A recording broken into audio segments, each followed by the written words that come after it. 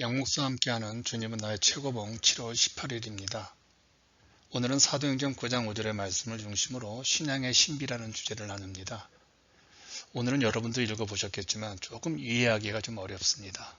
시간이 많이 걸리는 오늘이죠. 그 이유가 그의 아내가 챔버스의 글들을 모아서 이 책을 만들었는데 기준이 있었습니다. 400자 이내로 짧게 편집해서 만들었다는 겁니다. 그래서 차분하게 논리가 전개되는 것이 아니라 조금 비약과 문장이 설명이 필요한데 넘어가는 것이 좀 많이 있죠. 오늘 주제의 배경입니다. 사도행전 9장 5절의 말씀이죠. 주여 누구시니까? 이 본문은 다메섹으로 신자들을 잡으러 가는 사도 바울을 부활하신 주님께서 만나 주셨죠.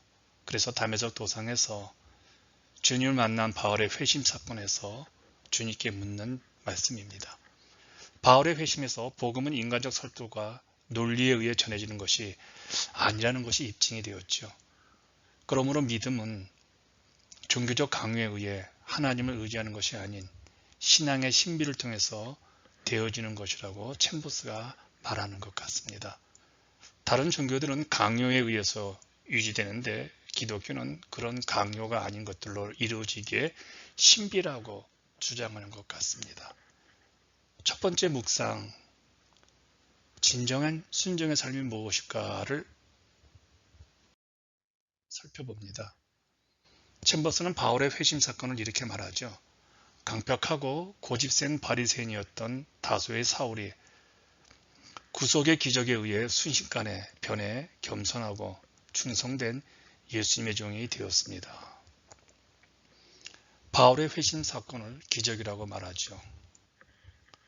기적은 인간이 설명할 수 없는 사건이죠. 인간이 기적을 설명할 수 있다면 인간이 그것을 컨트롤할 수 있다는 것이기에 기적이라 부를 수 없지요. 그러므로 우리가 설명할 수 있는 것들은 초자연적인 일들이 아니라 그냥 평범한 자연적인 일들이죠. 그런데 우리가 하나님 믿는 구원 사건은 인간이 설명할 수 없게 초자연적인 기적임에 틀림이 없지요. 순종과 불순종은 선택이 가능하다고 말합니다. 이건 좀 설명이 좀 필요합니다. 구속의 기적으로 구원받은 우리가 조절할 수 있는 게 있는데 그게 순종과 불순종이라고 말합니다. 이것은 우리의 선택에 달렸다고 하죠. 근데 여기서 좀 조심해야 합니다. 챔버스가 말하는 우리가 조절 가능하다는 순종과 불순종은 하나님에 대한 신앙과 믿음의 본질에 대한 것이 아니라 세상 질서와 교회 안의 권위자에 대한 태도를 말하는 것 같습니다. 챔버스의 말을 한번 들어보십시오. 순종은 자연스러운 일이 아닙니다. 불순종이 반드시 죄악이 되는 것도 아닙니다. 명령하는 자의 우월한 권위가 인정되지 않으면 그에게 순종하는 것은 아무런 도덕적 가치가 없습니다. 좀 어렵지요? 근데 이 말을 분석하면 이해가 됩니다. 우리가 하나님께 하는 순종은 도덕적 가치를 따지는 일이 아니죠. 그분은 도덕적 가치가 엄청나니까요. 그래서 하나님에 대한 권위에 단지 순종하고 불순종할 것을 하지 않는 결단의 문제로만 남지요. 순종이냐 불순종이냐 여기는 선택이 없습니다. 그러나 세상의 권위에 대한 순종은 조절이 가능하다는 겁니다. 먼저 세상의 권위에 대한 도덕적 가치를 꼼꼼하게 따져보아야 합니다. 우리가 세상의 모든 권위에 순종할 수 없지요. 그렇다면요. 우리의 실수는 세상의 조직과 권위에 순종해야 할 근거인 도덕적 가치를 따지지 않고 무조건 따라가는 겁니다. 타락한 정부에 대해서 막무가내로 순종하죠. 우리에게 명령하는 자의 우월적 도덕적 권위가 인정되지 않으면 그에게 순종하는 것은 나에게 그것을 판단할 만한 도덕적 기준이 없기 때문입니다. 도덕적 권위가 없는 질서에는 순종할 이유가 없는 것이지요. 챔버스가 그래서 명확한 기준을 제시합니다. 어떤 사람이 다른 사람을 종으로 만들어 이것을 하라고 명령한다면 그는 다른 사람의 영혼을 파괴하는 것이며 하나님께 옳지 않은 것입니다. 마찬가지로 거룩하신 하나님을 인식하지 않고 아무에게나 순종한다면 그가 순종하는 이유는 그 사람의 종이 되었기 때문입니다. 굉장히 명료하죠. 하나님께 순종하는 사람은 세상의 권위에 대한 명확한 기준을 가지고 살아갈 수 있습니다. 대표적인 사람이 보네퍼 목사님이시죠. 그 목사님은 도덕적 권위가 없는 나치 정권에 대항했던 겁니다. 이 시대에 종교적 비극이 있죠. 하나님께 순종하는 것과 세속적 집단의 리더나 어떤 이단의 교주의 권위에 대한 명확한 기준이 없는 그 무지가 이 시대의 종교적 비극입니다. 하나님을 의식하지 않는 순종은 자신의 종교적 집착에 불과합니다. 올바른 순종은 그러므로 하나님을 인식한 데서 출발합니다. 하나님이 어떤 분이신지 하나님에 대한 지식이 있어야 한다는 것이죠. 그래야 하나님의 뜻과 성경 말씀을 알아야 순종할 수 있다는 것이죠. 그러면 내가 사람의 종이 되느냐 하나님의 종이 되느냐 이 갈림길에서 분명하게 선택할 수가 있죠. 둘째 묵상입니다. 종교가 아닌 예수 그리스도시다.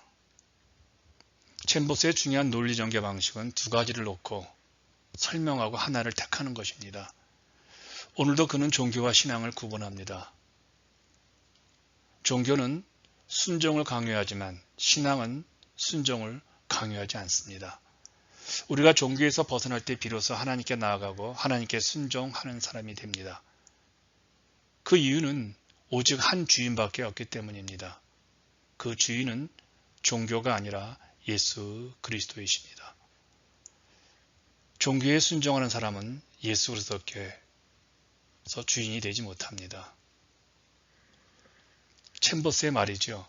내가 예수 그리스도와 얼굴을 맞대고 섰을 때 순종하지 않겠습니다 라고 말한다고 해도 주께서는 절대로 순종을 강요하지 않으실 것입니다.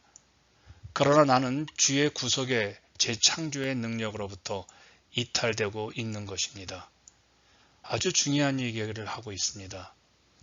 그가 이 정도의 주장을 할 수 있는 것은 그의 삶에서 치열하게 고민했던 것이 하나님 말씀 앞에 그의 주인이신 예수 그리스도께 순종이었기 때문입니다. 그에게 순종은 절대적이었죠. 여러분이 시간이 되시면 챔버스의 순종이라는 자서전 책입니다. 꼭 한번 읽어보시길 바랍니다. 하나님은 우리들에게 순종을 강요하지 않습니다. 그러나 순종하지 않는 사람에게는 화가 있습니다. 챔버스의 말입니다. 만일 순종하지 않는다면 나는 내 영혼에 계신 하나님의 아들이 사망 확인서에 서명을 하는 것입니다. 불순종은 우리 안에 계신 예수님이 죽었다고 선언하는 것이라는 것이지요. 매우 엄중한 경고지요. 우리는 신앙에서 순종해야 하는 것과 순종하지 말아야 하는 것을 구별할 줄 알아야 합니다. 우리는 순종을 통해 빛으로 나아갑니다. 그러나 빛을 거부하면 화가 임할 것입니다. 당신에게 묻고 실천했으면 좋겠습니다.